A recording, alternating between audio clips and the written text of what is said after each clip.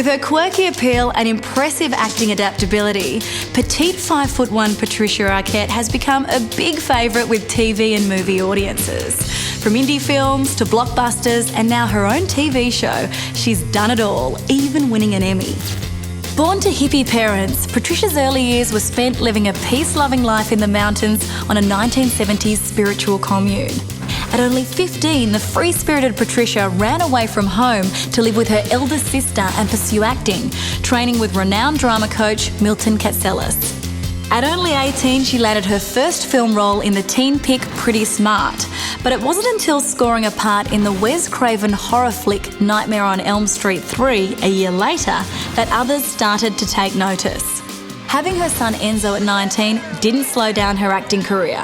Instead, the life experience she gained as a young, single mum only added to Patricia's appeal and brought maturity and emotional depth to her work.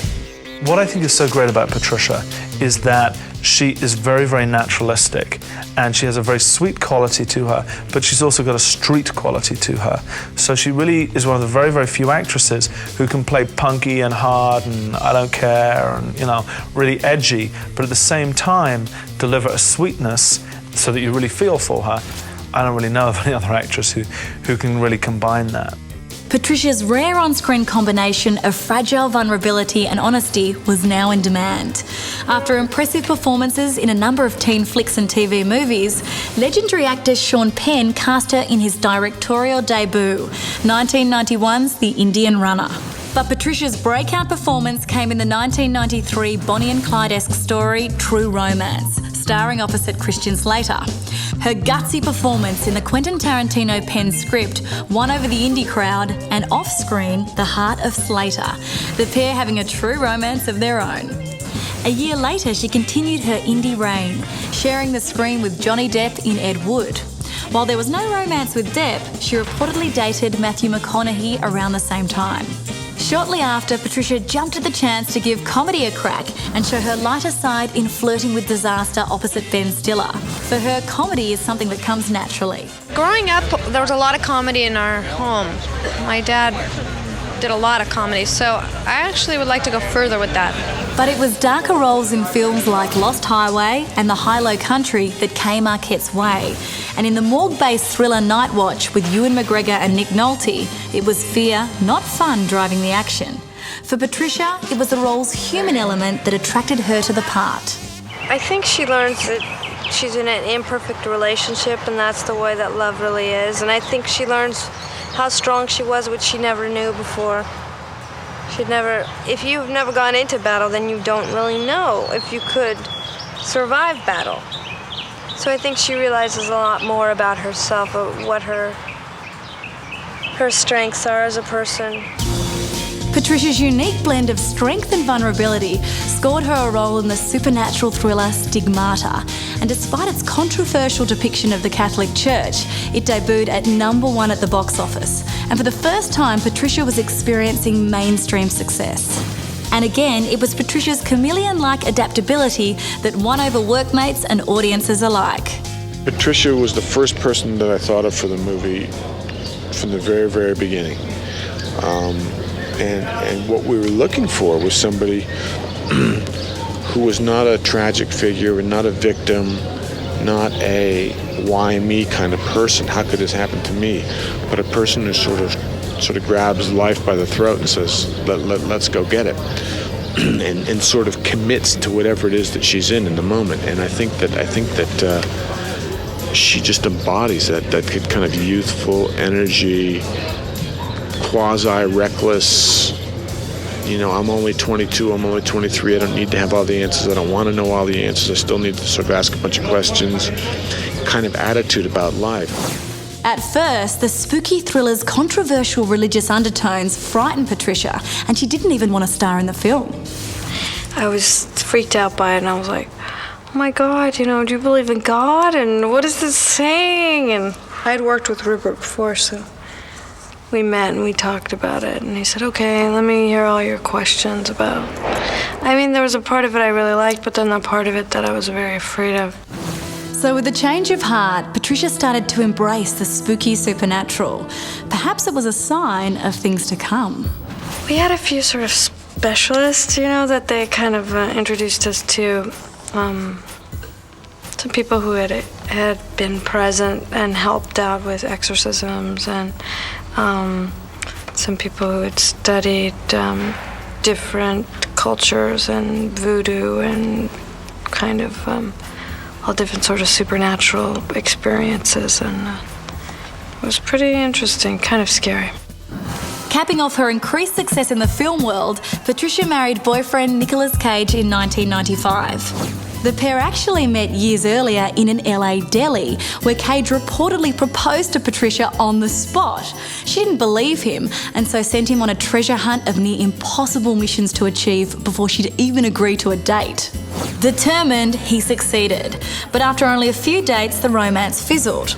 But a decade later, they met again by chance, supposedly at the same deli. They believed it was fate and meant they were destined to be together. In 1999, the pair found success co-starring together in the Martin Scorsese-directed ambulance drama Bringing Out the Dead. Working with Patricia on Bringing Out the Dead was an opportunity for me to observe her in the work ethic and the work environment. I always knew she was a great actress, but I was thrilled and proud of her to see her on the set and to know that, you know, she's one of the generous ones. She's a very giving actress. She wants to make sure that everyone is happy, that they got what they need. It's not about just, oh, I need what I need. She wants to make sure everybody's happy, and that I was very impressed by. While their on-screen partnership in Bringing Out the Dead was successful, in 2000, after 5 years of marriage, they divorced. And in an interesting twist, it's rumoured they actually separated just 9 months after marrying, but had continued to act like a couple in public. Very sneaky. But soon, Patricia was back on her feet, making audiences laugh in the Adam Sandler flick Little Nicky. In the film, Patricia played Sandler's awkward love interest. We sent Patricia the script like a few days before we started shooting, and she called us up and said yes. That was it. She's a very nice girl, very sweet, and she's great in the movie. She's so. A lot of people say my guy's a little extra goofy, and you know, I'm from another world, but something about Patricia and her acting and her character made you believe that this guy could have a love affair on Earth. The hilarious film was a box office hit, but it was at home with her son Enzo that she gained the most street cred. I really went up about 1,000 points at home. You know, where are you going? To work on the Adam Sandler movie, honey. Bye, Mom. Ding. You know, it was like, I needed those brownie points. He's almost a teenager. Yeah. You know? Yeah, I needed to be cool. Yeah. I needed to somehow achieve coolness, and I think somehow I have now. After a string of successful commercial films, Patricia returned to her indie roots, starring in a number of low-budget films before making an unexpected move into television, taking on the role of psychic criminal profiler Alison Dubois in the hit show Medium. After only a couple of months in the role, she scored both Golden Globe and Emmy Award nominations. And Patricia took out TV's highest honour, winning the 2005 Emmy Award for Most Outstanding Actress. And as I found myself on stage, it was like being in a weird dream where I thought, I didn't really win. They said someone else's name, but I just took it upon myself to hallucinate that I won. And now I'm standing up here and people are looking at me like that because they really said Jennifer Garner's name, but I'm standing there. And her work in Medium has earned her a stack of award nominations since. Patricia's personal life has also been busy. In 2006, she married another actor, Thomas Jane, the star of Hung, after giving birth to their daughter Harlow in 2003. Sadly, after a rocky 4 years of marriage, it seems they've decided to divorce. Okay, marriage mightn't be her thing, but helping others certainly is. She's passionate about using her celebrity power to raise money for various charities. So much of celebrity is silly. So it's nice when actually it can mean something and it can do some good. And you can get in a weird, isolated bubble in celebrity too. It's nice to be able to have contact with people in a meaningful way, in a real human being way. Keeps you real and genuine.